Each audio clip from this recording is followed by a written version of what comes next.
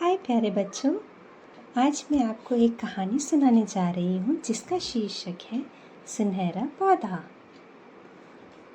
प्राचीन समय में विजयनगर नाम का एक नगर था।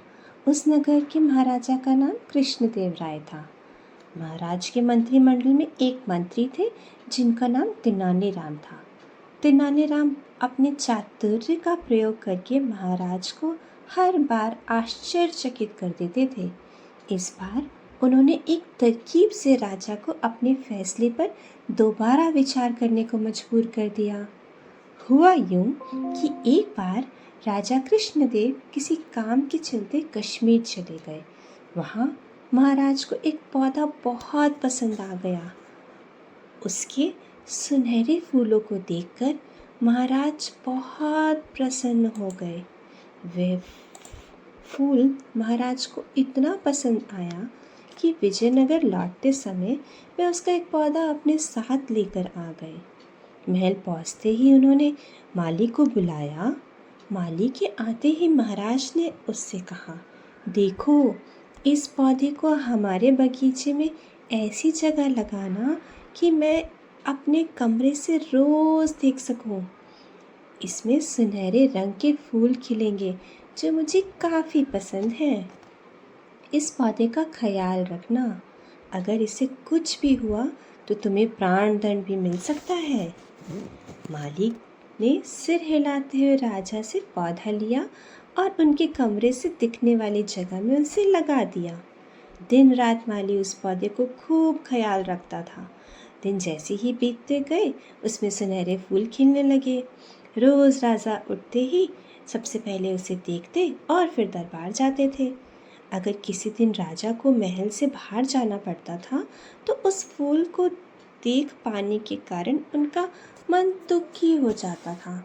एक दिन जब राजा सुबह उस फूल को देखने के लिए अपनी खिड़की पर आए तो उन्हें वो फूल दिखा ही नहीं।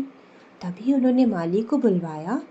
महाराज ने माली से पूछा, वह सुनहरा पौधा कहाँ गया?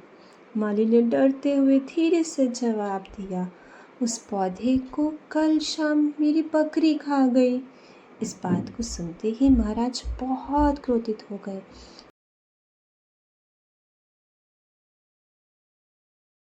उन्होंने सीधे उस माली को 2 दिन बाद फांसी की सज़ा सुनाने का आदेश दे दिया। सैनिकों ने उसे जेल में डाल दिया। माली की पत्नी को जैसे ही इस बारे में पता चला वो दरबार में राजा से फरियाद करने पहुंची। गुस्से में महाराज ने उसकी एक बात न सुनी। रोते रोते वो दरबार से जाने लगी। तभी एक व्यक्ति ने उसे तेनालीराम से मिलने की सलाह दी। रोते हुए माली की पत्नी ने तेनालीराम को अपने पति को मिली फांसी की सज़ा के बारे में बताया।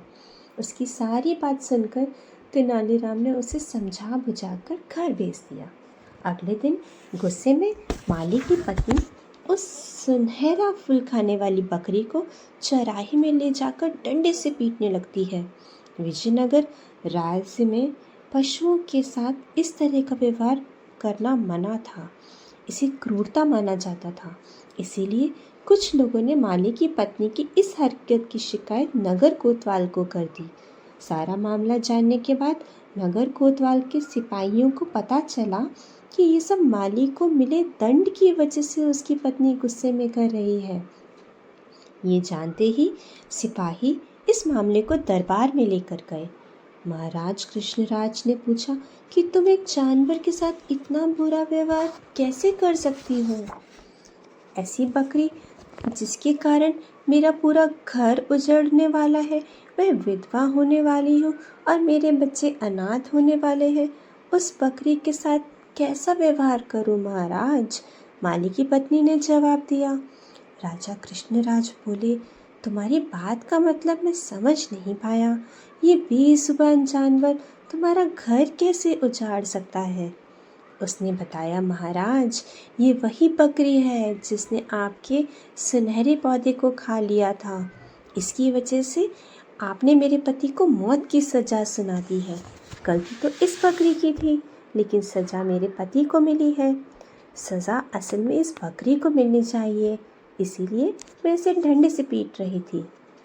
अब महाराज को ये बात समझ आई कि गलती माली की नहीं बल्कि बकरी की थी।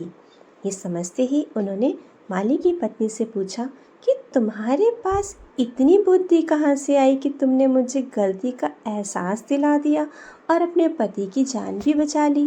माली की पत्नी का जवाब दिया, महाराज, मुझे रोने के अलावा कुछ भी नहीं सूझ रहा था। ये सब तो पंडित तेनालीराम जी ने करने के लिए कहा था। एक बार फिर राजा कृष्णदेव राय को तेनालीराम पर गर्व महसूस हुआ और उन्होंने कहा कि तेनालीराम, तुमने मुझे एक बार फिर बड़ी गलती करने से रोक दिया। ये कहते ही महाराज ने माली का मृत्यु दंड का फैसला वापस लेते हुए उसे जेल से रिहा करने का आदेश दिया। साथ ही तेनालीराम को उनकी बुद्धि के लिए 50,000 स्वर्ण मुद्राएं उपहार में रूप दी। तो बताओ बच्चों, कैसी लगी आपको ये तेनालीराम की कहानी?